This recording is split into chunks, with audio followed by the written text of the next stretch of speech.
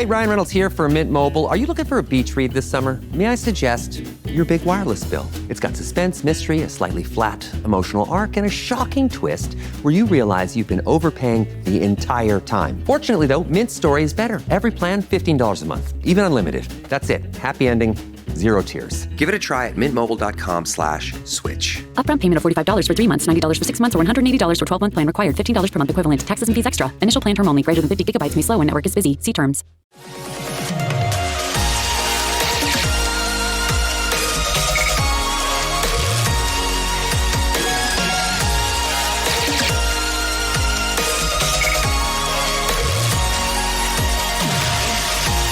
And away we go, episode 1381 of the Al Galdi podcast. It is Wednesday, August 5th, 2026, and a member of the Flight Marshals is back. Do you remember the Flight Marshals? The Washington Redskins secondaries for the 2017 and 2018 seasons were called the Flight Marshals. Now, that was a self-imposed nickname. The results with those secondaries, good in the 2017 season, bad in the 2018 season, but a member of the Flight Marshals was cornerback Fabian Moreau, and he now is back with Washington. The Commanders on Tuesday morning announced having signed him as an unrestricted free agent. Long live the Flight Marshals. Who's coming back next? DJ Swearinger? Monte Nicholson? Josh Norman? I'll hang up and take your answer off the air. Hello and welcome to this Wednesday installment of the Al Galdi podcast. Coming up on the show, lots for you from 2026 Washington Commanders training camp. Next segment, conversation about Washington. Yes, bringing back Fabian Moreau, cornerback Ahkello Witherspoon retiring, how Washington's first padded practice of this training camp went, the lack of veteran rest days this training camp, updates on the competitions at center and left guard, and more off comments from head coach Dan Quinn. The following segment, discussion of the kicker competition, quarterback Jayden Daniels, receiver Antonio Williams, linebacker Sonny Styles, and outside linebacker Odafe Oweh off comments from Quinn, and interior defensive lineman Javon Kinlaw, including Quinn raving about the accuracy of Daniels as he's having a good camp, and Kinlaw gushing about Styles. And also on the show, I'll talk Washington Nationals and Baltimore Orioles. The Nats, they now have lost 7 consecutive games, a 5-0 loss at the Philadelphia Phillies on Tuesday evening, and the Nats on Tuesday evening announced having placed outfielder James Wood on the 10-day injured list due to a left oblique strain. Not much going well for the Nats right now. The O's, they on Tuesday evening won a 3-1 win over the Los Angeles Angels at Oriole Park at Camden Yards. The O's won despite getting out-hit 11-4, and the O's, despite all of their problems, despite having just traded away multiple key players, are just 1.5 games behind the Cleveland Guardians for the American League's third of 3 wildcard spots. You can hit me up on X at Al Galdi. You can email me the Al Galdi podcast at yahoo.com. You can reach me via writing a review of the podcast on Apple Podcasts. You can write about whatever you want, and I'll read what you write if you give the podcast a 5-star rating. From Stephen Daniel on X, on Washington with new defensive coordinator Durante Jones, going with a Brian Flores-style defense. Jones spent 5 of the previous 6 seasons with the Minnesota Vikings. He was the Vikings defensive backs coach for the 2020 and 2022 seasons, was the Vikings defensive passing game coordinator / defensive backs coach for the 2023 through 2025 seasons. The 2023 through 2025 seasons were the first 3 seasons for Brian Flores as Vikings defensive coordinator. His Vikings defenses have been great, but something that I brought up in our conversation with Washington Commanders analyst Mark Bullock of Bullock's Film Room on Substack on episode 1373 this podcast was, hey, is Washington prepared to pull this off? We in the 2026 offseason did not see Washington do much at cornerback. The thinking is that this was because Durante Jones is going with this Brian Flores-style defense, and in going with that defense, we'll be going with the defense heavy on blitzing and exotic looks, and that such a defense actually lessens the importance of cornerback. Okay, but is Washington prepared to pull this off? Have a defensive front that is good enough to where cornerback doesn't matter so much? Because obviously cornerback, generally speaking, is a premium position in the current NFL. Is our team properly equipped for this? And so, right, Steven, I just hope Washington isn't being so dang clinical. We are not the Vikings. We don't have anyone named Van Ginkel. We wear burgundy and gold, not purple or whatever. Schema D with the players we have. It's chemistry. Work with what we have. This is my biggest criticism of this group, Quinn/Peters. This group is so slow to make an adjustment. We get beat on the same plays in week 1 as we do in week 17. Be more flexible. Thank you for that, Stephen.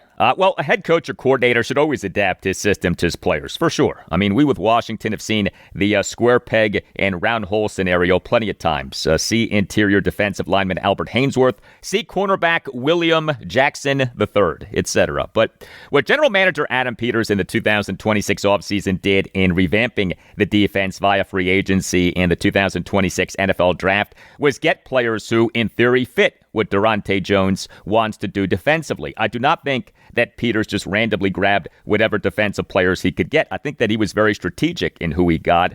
And regarding Washington's defenses over Dan Quinn's first 2 seasons as the team's head coach being slow to adjust. So something that we on Monday's show, episode 1379, in discussing Quinn during his pre-practice press conference this past Saturday morning, essentially admitting that his style of defense has become antiquated and praising the progressive nature of Durante Jones' style of defense, was the Durante Jones style of defense allowing far more flexibility for adjustment. I'm excited to see what this defense is. Would be hard for the defense to be worse than the team's defense last season. Washington for the 2025 regular season had the following defensive rankings: number 28 out of 32 NFL teams in total defense in terms of DVOA, number 31 out of 32 NFL teams in total defense in terms of expected points added per play per RBSDM.com. Hey, if you enjoyed this podcast, make sure that you check out the BGO Blind Pig podcast, which is the official podcast of BGObsession.com, a terrific Washington Commanders forum anyone can join. And BGO Blind Pig essentially is the forum in podcast form,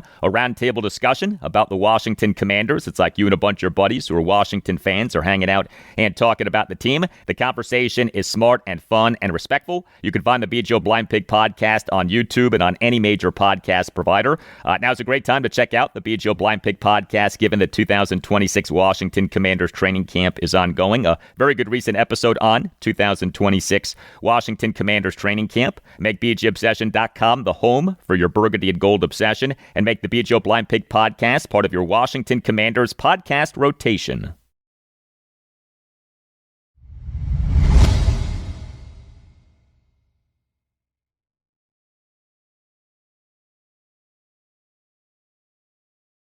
Among those in attendance at Washington Commanders training camp on Tuesday morning was managing partner Josh Harris. First time we believe that he has attended one of the team's practices this training camp.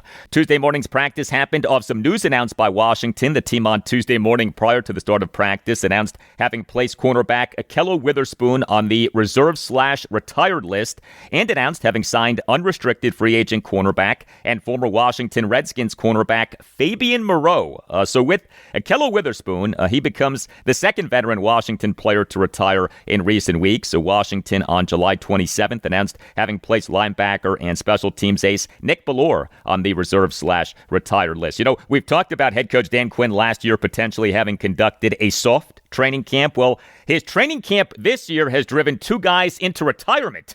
I'm kidding, but first Nick Bellore retired. Now Ahkello Witherspoon has retired. Washington this past March 26 announced having signed Witherspoon as an unrestricted free agent. The 2026 season was to be his age 31 season.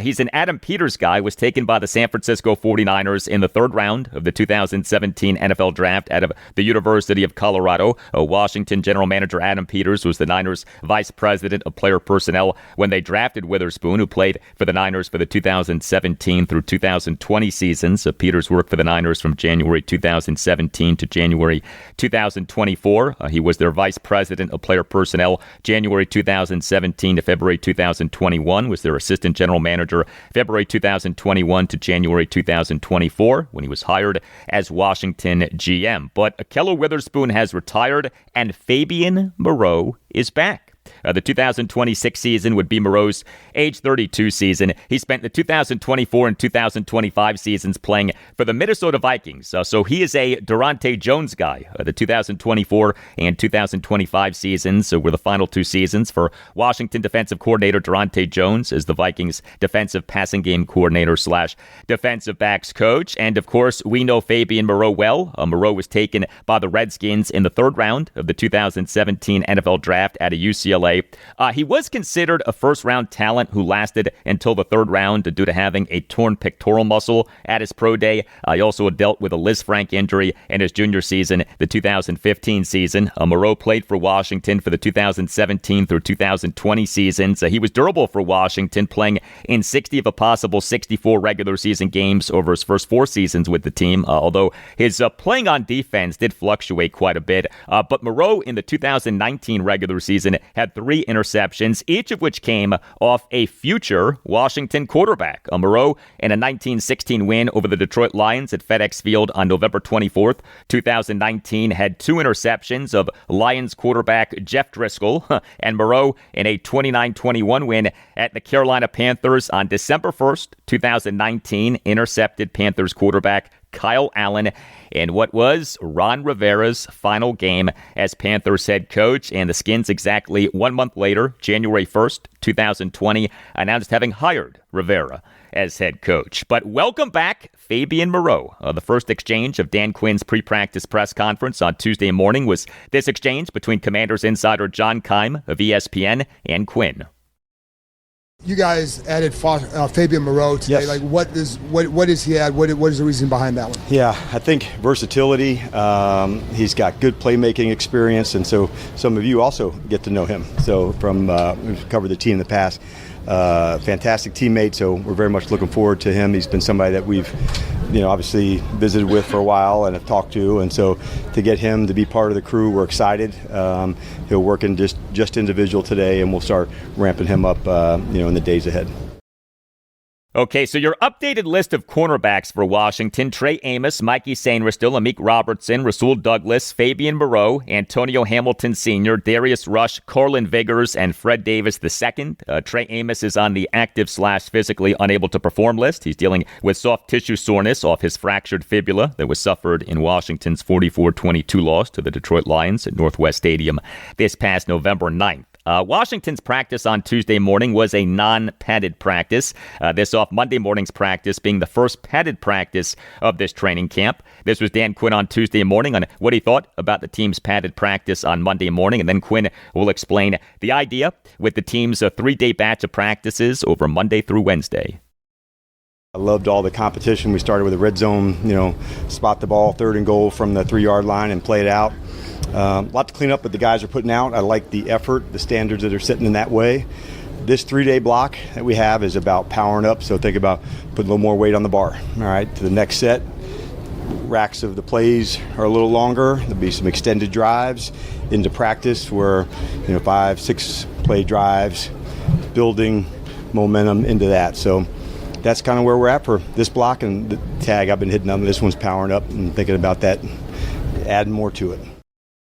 There you go. We now are a week away from Washington's first of 2 joint practices this month. Washington will host the Miami Dolphins for a joint practice on Wednesday, August 12th, 2 days before we have Washington versus Miami at Northwest Stadium on Friday night, August 14th at 7 for each team's 2026 preseason opener. More on this latest block of Washington training camp practices. We on Tuesday morning had this exchange with Dan Quinn, and then you'll hear a follow-up exchange between Candy Waller of Bowie TV Sports and Quinn.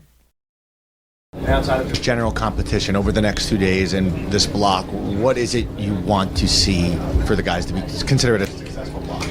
Yeah, I think the execution, it's key. But having that conditioning certainly helps that. But just great pride and standards about the execution.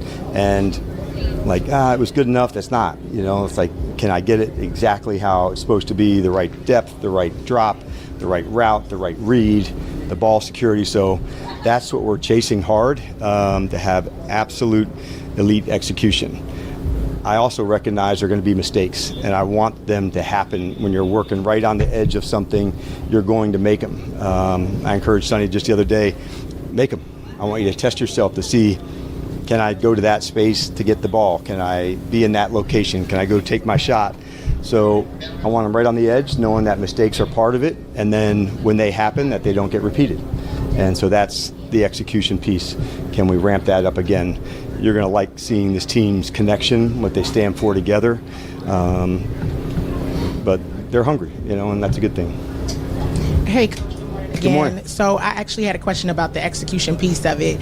So does it come down to, spending more time from a study classroom film perspective, or is it just, I know you've talked a lot about relentlessly teaching. Yeah. So is it a balance of that? Just what goes into ensuring that execution is nailed? Most often, Candy, the execution piece in the classroom, they can answer it. They can go, can I do it when I'm just gassed? Like yesterday towards the end, just, heat beaten down, loud to go. So into those moments, can they go execute when the play changes, or it's not exactly like the diagram said, he was over here, not here. So that's kind of the transition to say, here's the playbook part of it, and knowing that is the absolute baseline, like has to be done.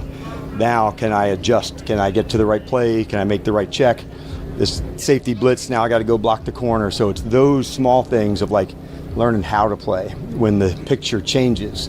And it's hard to simulate that in the classroom, but you can do it in the walkthrough. And so in the evenings, we like to go through those as often as we can. Each night we also do some specific game scenario. It's an out of bounds play, or one timeout with 7 seconds. So I just try to constantly put them into the stressful spots to see how they respond. And so, but the baseline is like general knowledge of all the systems.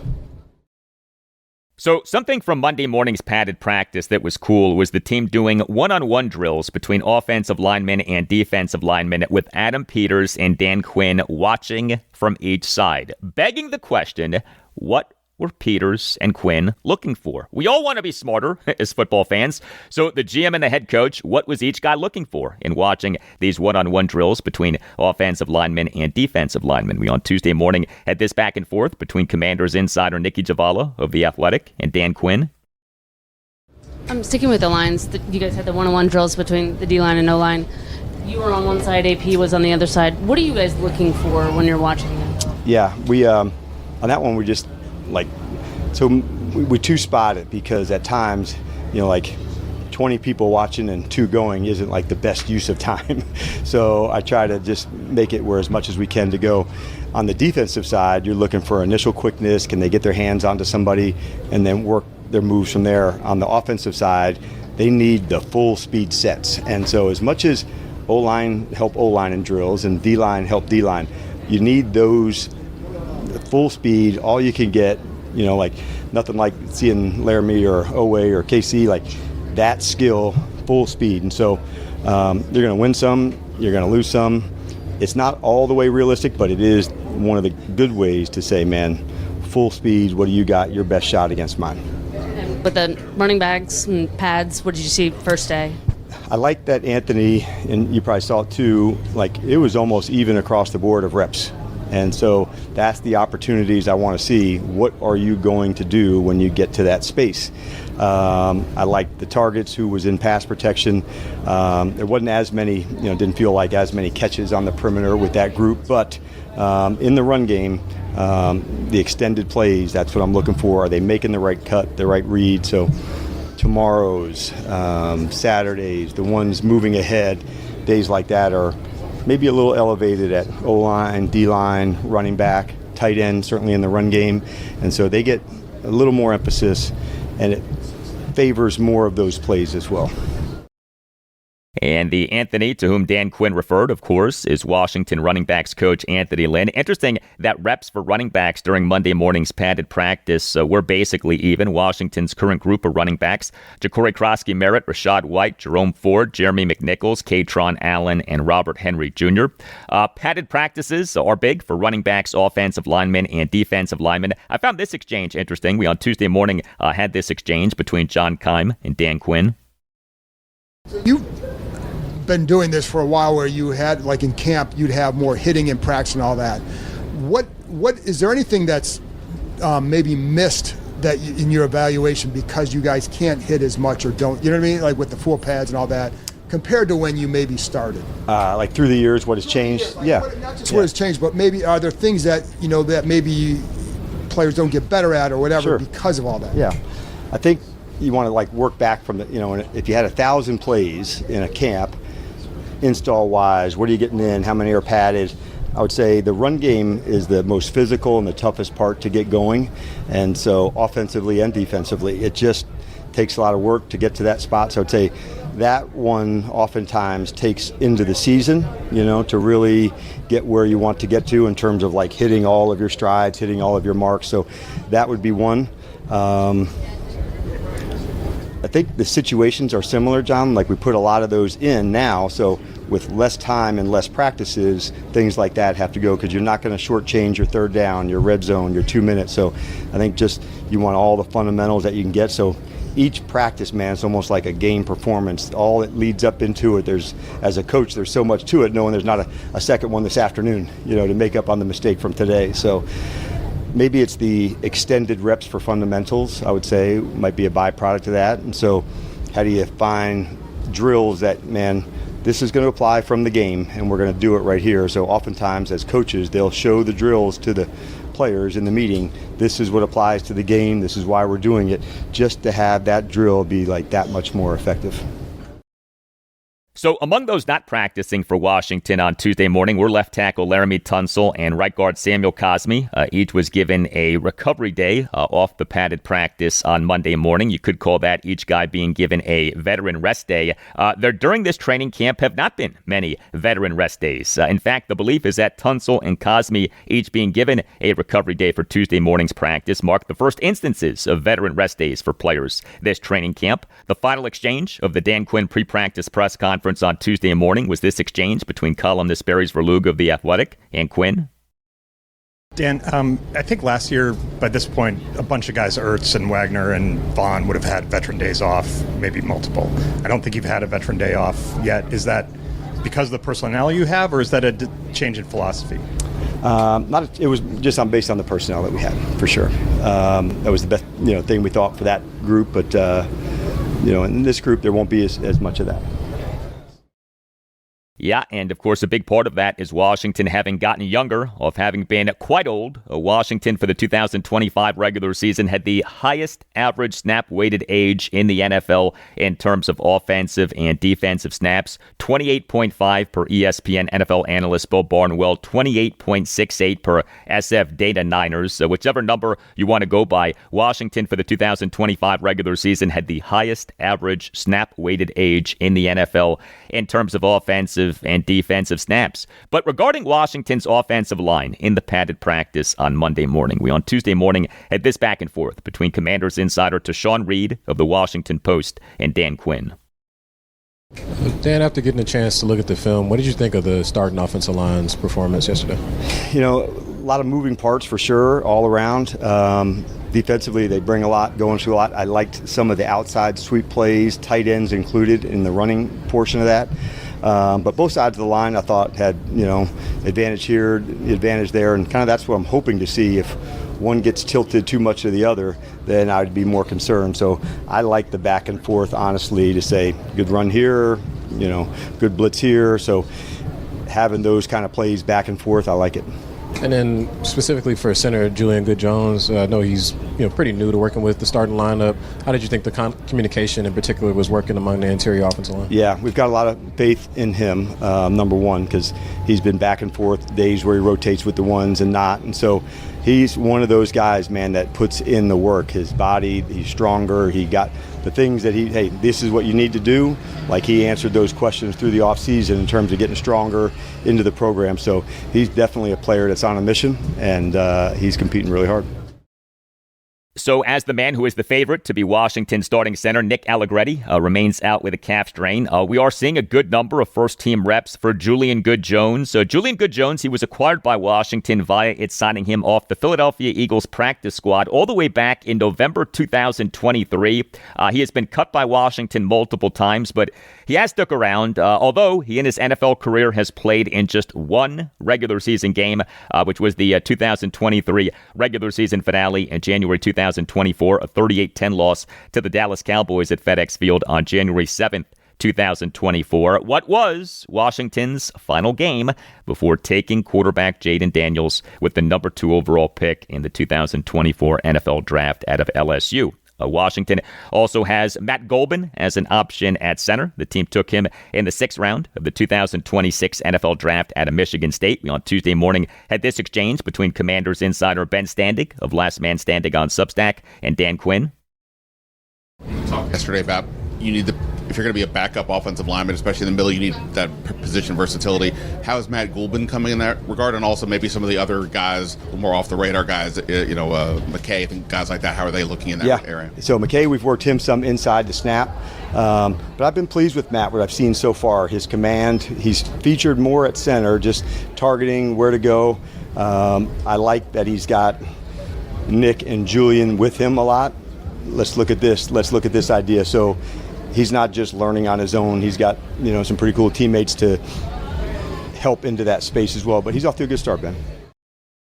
All right. And also with Washington's offensive line is competition for the starting left guard spot. Chris Paul versus Brandon Coleman. We on Tuesday morning had this exchange between Ben Standig and Dan Quinn. Dan, with regards to the offensive line, curious what you saw with Chris Paul and Brandon Coleman yesterday, and what are you looking at them, if anything, different with this new system compared to what you may have been looking at a year ago? I wouldn't say it's different. We're putting them both at left guard, even though they have ability to move around, but we wanted to keep them parked there during this part of the competition. We run a lot of zone and play passes that go off of that, so the movements to go. You've probably seen Chris is lighter by about 20 pounds, and he's always been strong as hell. So him being down, I think, adds to his quickness. Brandon's always been somebody that's quick off the spot. So it'll take a while for those two, Ben, honestly. But I wouldn't say it's a different skill. They both have it. But it's just a matter of playing day in and day out. All right, so Chris Paul per Dan Quinn is down 20 pounds. The idea with that, to become more athletic, as Brandon Coleman would seem to have the advantage over Paul in athleticism. And Washington's offense, with David Blau as the team's new offensive coordinator, is believed to be going with more zone runs, and those especially require athleticism from offensive linemen. Washington, this past March 19th, announced having re-signed Chris Paul as an unrestricted free agent. Paul, in the 2025 regular season, supplanted Brandon Coleman as the team's number one left guard, started each of Washington's final 15 games. In fact, Paul, over those 15 games, played on 100% of the team's offensive snaps. Great time of year as we are in the heart of summer. Whatever you're up to this summer, Quince has you covered with great clothing. Go to quince.com/Galdi for free shipping on your order and 365-day returns. Quince focuses on well-made essentials that naturally become those everyday staples that you actually live in all season long, like the shorts that I got from Quince, sand dune colored cotton chino drawstring shorts. They look and feel great. They go with just about anything. They are the workhorse of the Galdi shorts rotation for the summer of 2026. Clothes from Quince are the summer upgrade that your rotation needs. Quince's 100% European linen pants and shirts are breathable and are easy to throw on, starting at just $34. Quince's tees are soft enough to live in all day, and the lightweight cotton sweaters are exactly what you want when summer nights cool down. And everything at Quince is priced 50 to 80% less than similar brands. Quince works directly with ethical factories and cuts out the middlemen, so you're paying for exceptional quality, not brand markup. Make your summer wardrobe easier. Go to quince.com/Galdi for free shipping on your order and 365-day returns. Now available in Canada too. That's QUINCE.com/Galdi. Free shipping and 365-day returns. Quince.com/Galdi. Life insurance. You and your family hopefully never need it, but not having it can make a tragic situation even worse. We have a family friend who lost her husband to cancer. Him not having life insurance made the ensuing years even more difficult. Well, Ethos makes getting life insurance fast and easy, 100% online. You can get a quote in seconds, apply in minutes, and get same-day coverage. There's no medical exam. You'll just answer a few simple health questions. You can get up to $3 million in coverage. Some policies are as low as $30 a month. You'll get your lowest rate from Ethos' network of trusted carriers. And know this, Ethos has a rating of 4.8 out of 5 stars on Trustpilot with over 4,000 reviews. Take 10 minutes today to get covered with life insurance through Ethos. Get your free quote at ethos.com/AlGaldi. That's ethos.com/AlGaldi. Ethos.com/AlGaldi. Application times may vary. Rates may vary. Trustpilot rating as of June 1st, 2025.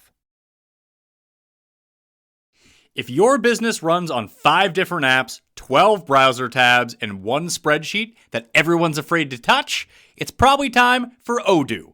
Odoo is an all-in-one business management software that connects every part of your business into one powerful, easy-to-use platform. So instead of wasting time switching between disconnected systems, your entire business works together in real time. Your team moves faster, your data stays accurate, and you can actually focus on growing your business. Let one unified system run your entire business. From the first opportunity to the final payment, everything works together in one place. Whether you're a small business or managing a large operation, Odoo gives you one flexible platform built to grow with you. Learn more at odoo.com. That's ODOO.com.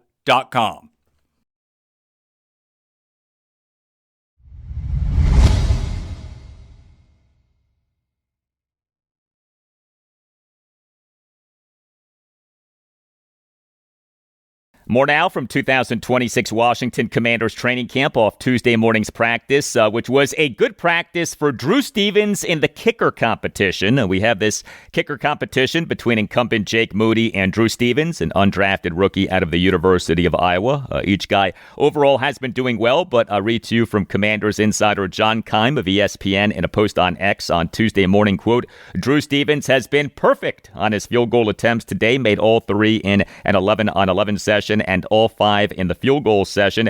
Jake Moody missed 3 total, 2 in the field goal session, and was wide right from one approximately 50 yards to cap 1 11-on-11 session, end quote.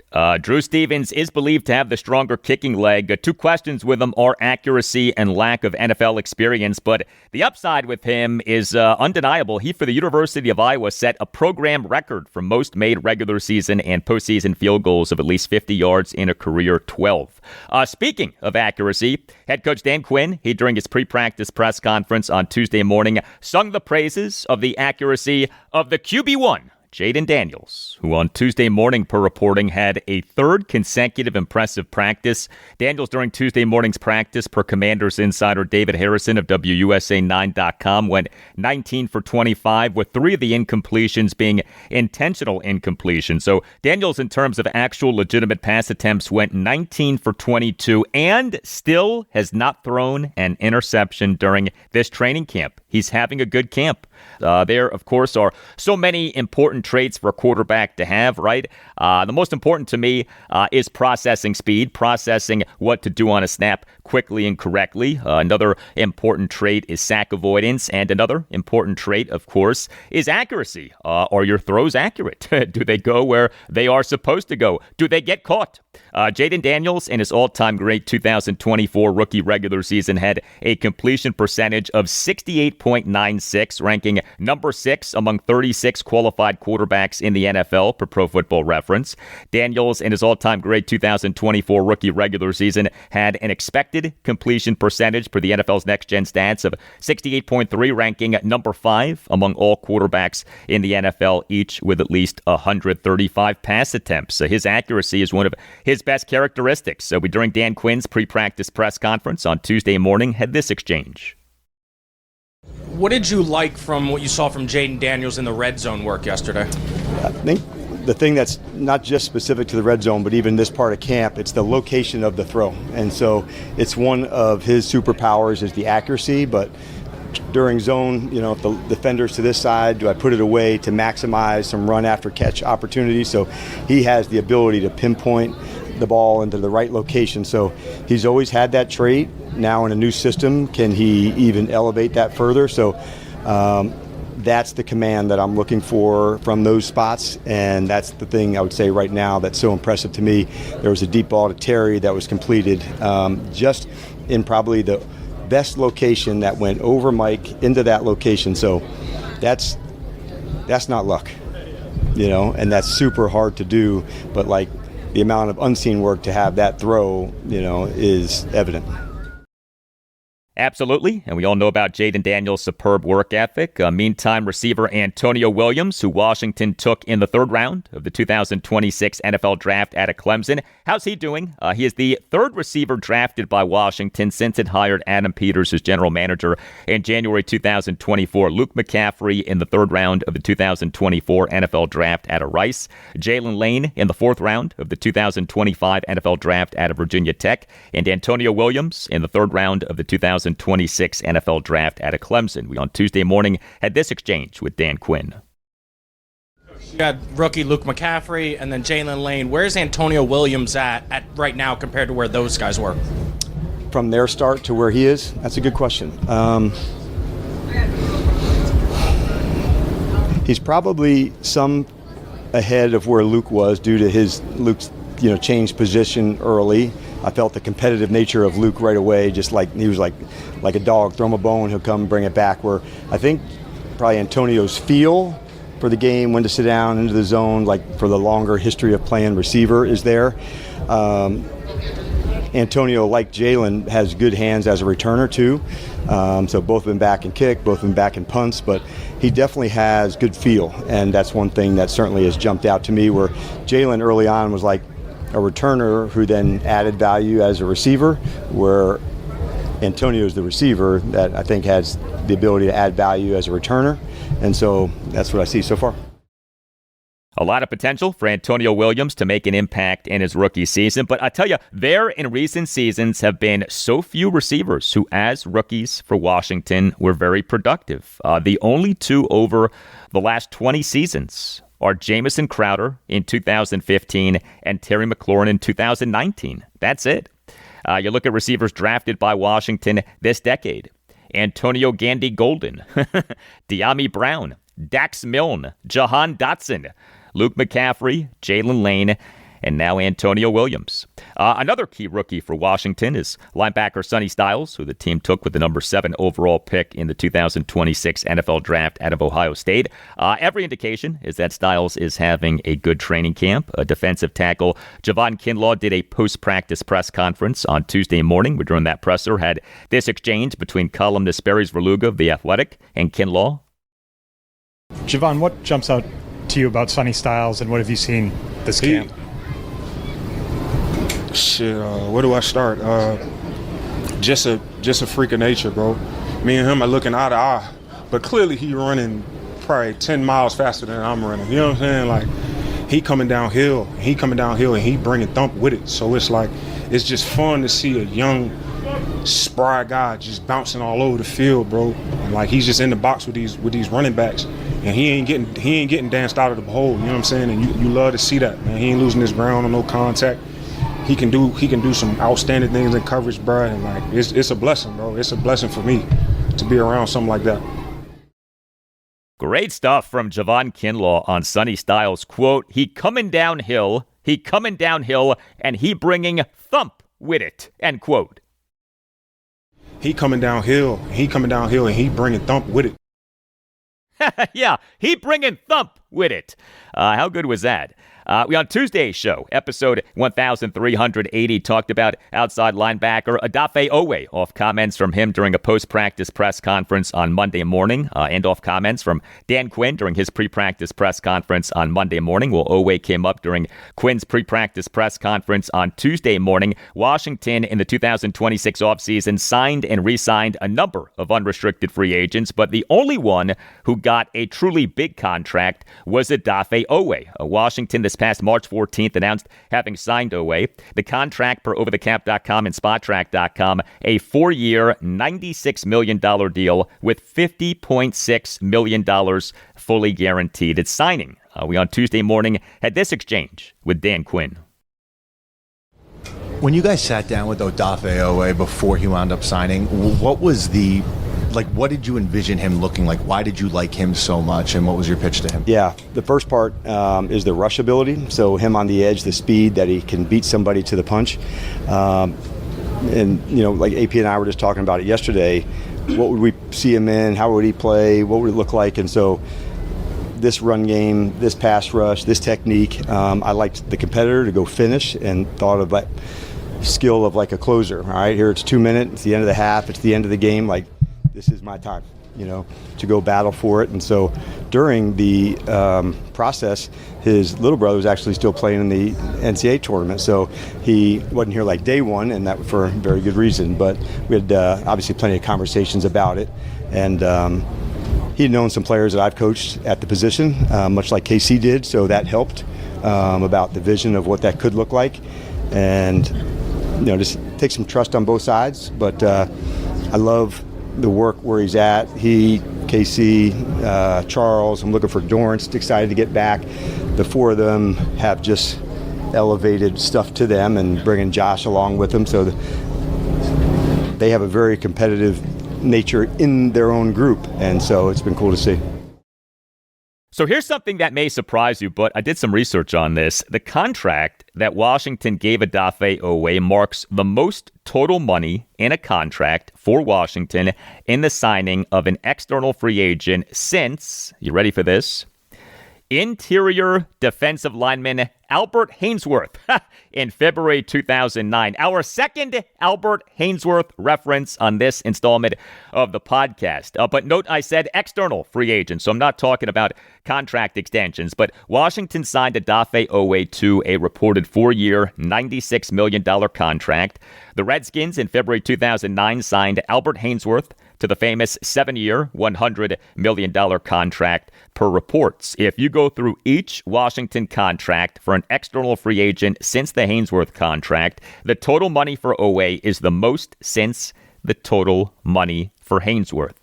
Hopefully, Oweh works out much better for Washington than Haynesworth did. We on Tuesday morning had this exchange with Dan Quinn. One more question on Oweh. I mean, he was talking about yesterday how he had the freedom in this scheme to kind of pick his choosing spots as a pass rusher.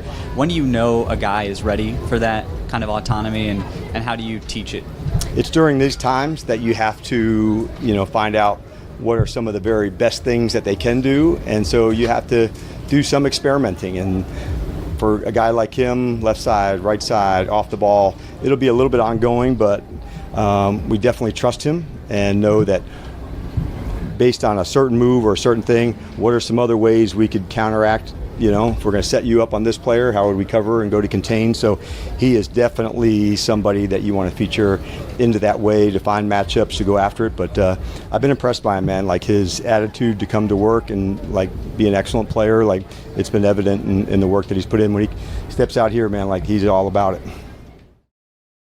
All right. Hey, especially now with 2026 Washington Commanders training camp going on, if you are a Washington Commanders fan and are on Instagram, make sure that you are following WSH on the Daily. The handle is at WSH on the Daily. The content is outstanding. Daily coverage of the Washington Commanders, news, analysis, opinions, great photos and videos, all about the team. WSH on the Daily started in 2021 and has nearly 47,000 followers. Don't get left behind. Follow WSH on the Daily on Instagram. The handle is at WSH on the Daily. And check out WSH on the Daily's online shop, WSHonthedaily.com. Some terrific gear, t-shirts, sweatshirts, hoodies, hats, excellent materials, modern looks. So for smart, informative, fun, and engaging Washington Commanders content, check out WSH on the Daily on Instagram. And for great merch, visit WSHonthedaily.com.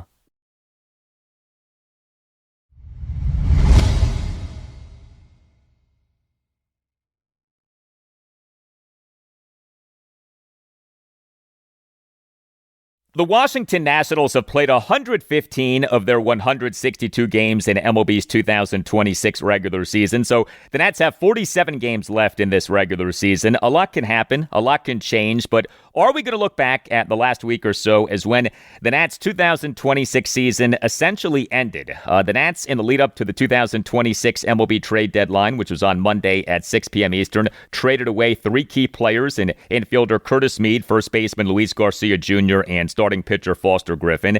The Nats now have lost 7 consecutive games, and the Nats now have put arguably the team's best player on the 10-day injured list. A 5-0 loss at the Philadelphia Phillies on Tuesday evening in Game 2 of a 4-game series.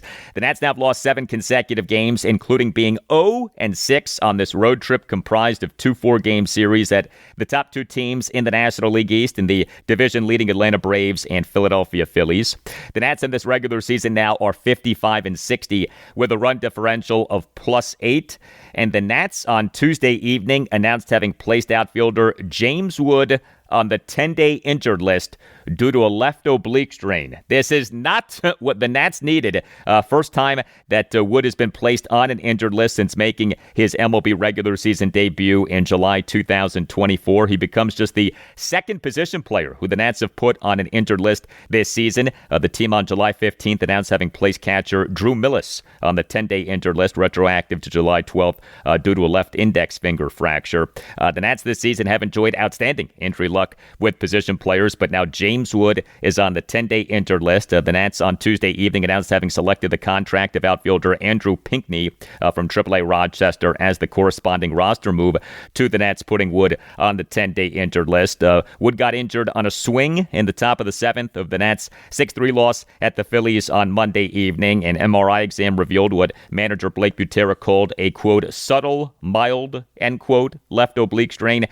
So it doesn't sound too bad, but oblique injuries are notoriously stubborn, and there is a tendency when a player, especially a key player, goes on an injured list to paint as rosy of a picture as possible. So we'll just have to wait and see on how severe this injury truly is. But hopefully James Wood is back soon. He, of course, is having a tremendous season. James Wood, for this regular season, as of games through Monday, was number 6 among all qualified MLB players in OPS plus 155. OPS plus is OPS that's adjusted for a player's league and home ballpark. 100 is league average. Above 100 is good. Below 100 is bad. Wood again at 155, which is excellent. And the Nats offense lately has not been excellent. The Nats, during their 7-game losing streak, have totaled just 16 runs.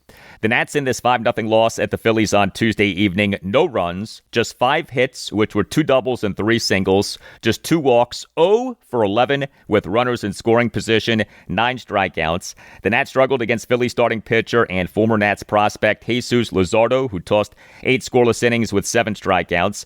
3 of the Nats' 5 hits and 1 of the Nats' 2 walks came from just 2 guys, C.J. Abrams and Harry Ford. Abrams as the Nats starting DH and number 4 batter went 2 for 4 with a double and a single. Ford as the Nats starting catcher and number 5 batter went 1 for 3 with a double and a walk. But this Nats lineup looks very different without James Wood. The Nats had Dylan Cruz in Wood's role as the starting right fielder and number 1 batter. Cruz went 0 for 4. The Nats in this 5-0 loss at the Phillies on Tuesday evening used an opener who was relief pitcher Carson Palmquist. He allowed 1 run in a third of an inning. He in the bottom of the first retired just 1 of the 4 batters he faced as he gave up a 1-out single by ex-Nat Trey Turner to center field, issued a 1-out walk of ex-Nat Bryce Harper, and gave up a 1-out opposite field RBI single by Luis Ariz to left center field for a 1-0 Phillies lead.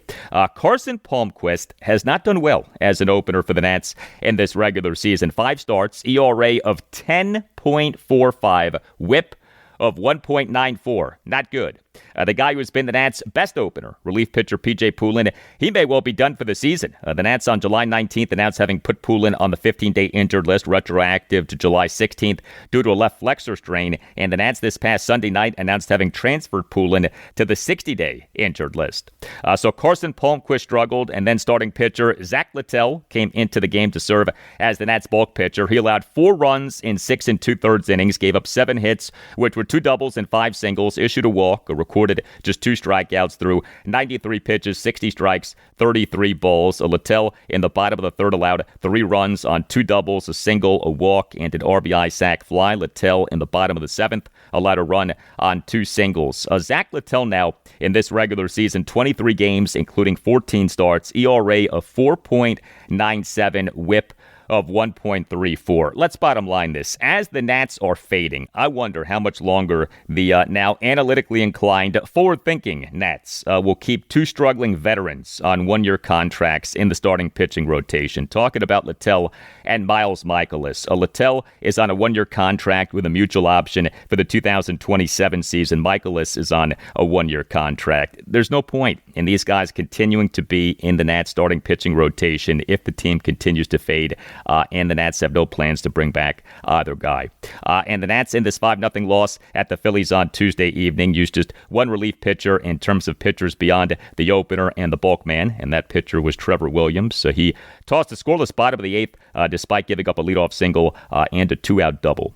Game 3 for the Nats at the Phillies Wednesday evening at 6:40. The Nats have listed Jake Irvin as their probable starting pitcher for the game. All right, hey, for all of you parents out there with teenagers, so we know that you're already trying to keep a million different things under control, well, Cash App is here to help make sure that your teen's money and spending aren't adding to that craziness. Cash App is great. With the Cash App card available to teens 13 to 17 with sponsorship by an eligible parent or guardian, every transaction triggers a real-time notification for you to see, empowering your teen to practice independence while giving you peace of mind by keeping track of your teen's spending. You could also manage everything directly from your own Cash App account without having to switch between the two, making it simple to stay connected to your teen's financial activity in a way that's both efficient and empowering. Also, no one wants unnecessary surprises. Well, with Cash App, there are no monthly fees, there are no minimum balance requirements, and there are no hidden charges when sending or receiving money. With the Cash App card, you and your teen's balances receive 24/7 fraud monitoring, and if the card ever gets lost, you have the ability to lock your teen's card right from your phone with just one tap. Parents, it's time to start focusing on your teen's financial learning and growth instead of stressing about the fine print. If you're ready to give your teen more independence while staying in the loop, start by downloading Cash App and sponsoring your teen's account today. Download Cash App today and sponsor your teen. Visit the link in the notes section for this episode. Cash App is a financial services platform, not a bank. Banking services provided by Cash App's bank partner or partners. Prepaid debit cards issued by Sutton Bank, member FDIC. Cash App Visa Debit Flex cards issued by Sutton Bank, member FDIC, and the Bancorp Bank N.A. pursuant to a license from Visa USA Inc. See terms and conditions for the Sutton Prepaid Card, Sutton Debit Flex Card, and Bancorp Debit Flex Card. Savings provided by Cash App, a Block Inc. brand. Visit cash.app/legal/podcast for full disclosures. Life insurance. You and your family hopefully never need it, but not having it can make a tragic situation even worse. We have a family friend who lost her husband to cancer. Him not having life insurance made the ensuing years even more difficult. Well, Ethos makes getting life insurance fast and easy, 100% online. You can get a quote in seconds, apply in minutes, and get same-day coverage. There's no medical exam. You'll just answer a few simple health questions. You can get up to $3 million in coverage. Some policies are as low as $30 a month. You'll get your lowest rate from Ethos' network of trusted carriers. And know this, Ethos has a rating of 4.8 out of 5 stars on Trustpilot with over 4,000 reviews. Take 10 minutes today to get covered with life insurance through Ethos. Get your free quote at ethos.com/Al Galdi. That's ethos.com/Al Galdi. Ethos.com/Al Galdi. Application times may vary. Rates may vary. Trustpilot rating as of June 1st, 2025.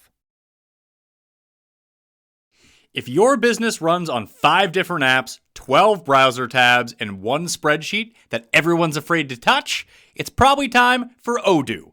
Odoo is an all-in-one business management software that connects every part of your business into one powerful, easy-to-use platform. So instead of wasting time switching between disconnected systems, your entire business works together in real time. Your team moves faster, your data stays accurate, and you can actually focus on growing your business.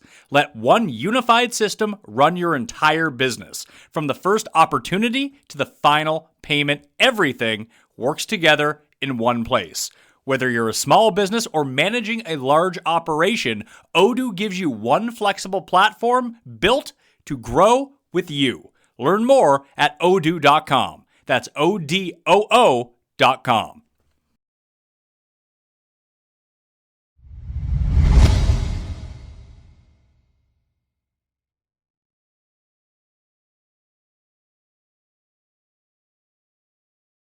Well, Baltimore Orioles president of baseball operations and general manager Mike Elias is getting pulverized for the state of the O's. As we discussed on Tuesday's show, episode 1380, Elias, in being a clear seller in making 8 trades, including 6 notable trades in the lead up to the 2026 MLB trade deadline, which was on Monday at 6 p.m. Eastern, made the right baseball moves, but for a bad reason, and that is that the O's have flopped in their post-rebuild phase. Has any team ever conducted a successful rebuild and then flopped in the post-rebuild as much as the O's have? MLB insider Ken Rosenthal of The Athletic, he worked in Baltimore for years covering the O's. He, in a piece that came out on Tuesday morning, had this, quote, "The goal is to capture a World Series title, not the surplus value sweepstakes," end quote.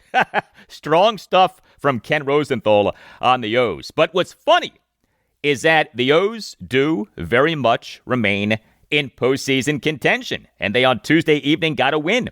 A 3-1 win over the Los Angeles Angels at Oriole Park at Camden Yards on Tuesday evening in game 1 of a 3-game series. The O's won despite getting out hit 11-4.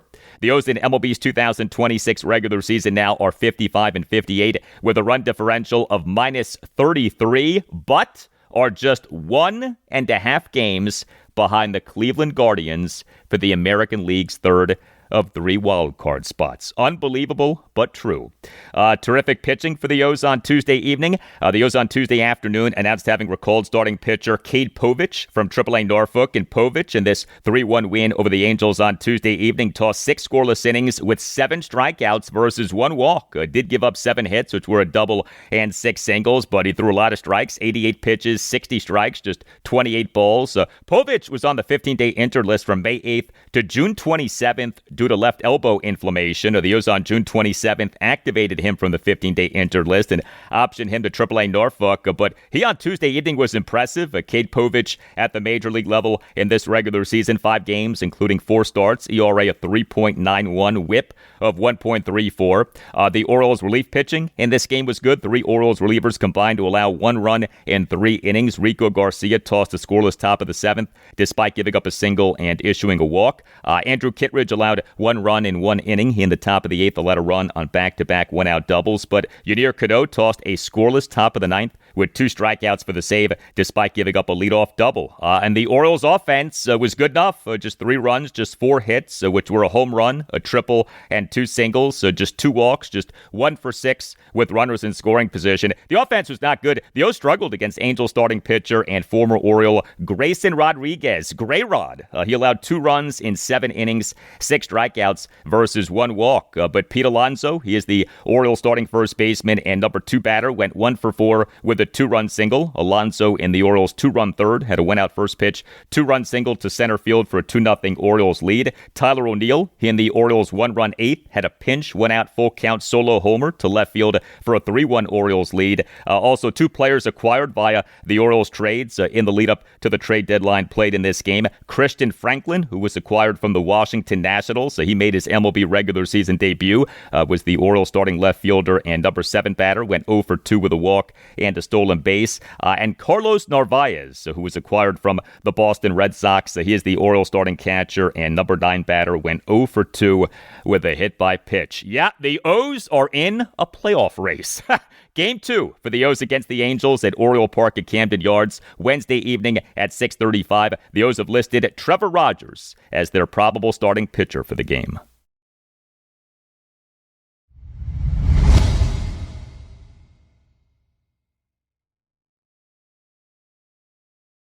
And that'll do it for you and me for now, but there's more to come. Thursday's show, episode 1382, will include a lot for you on the Washington Commanders. Also on Thursday's show, I'll talk Washington Nationals and Baltimore Orioles. The Nats are at the Philadelphia Phillies Wednesday evening at 6:40 for Game 3 of a 4-game series. The O's are home to the Los Angeles Angels Wednesday evening at 6:35 for Game 2 of a 3-game series. Have a great rest of your Wednesday, and I'll talk to you on Thursday. He coming downhill, and he bringing thump with it.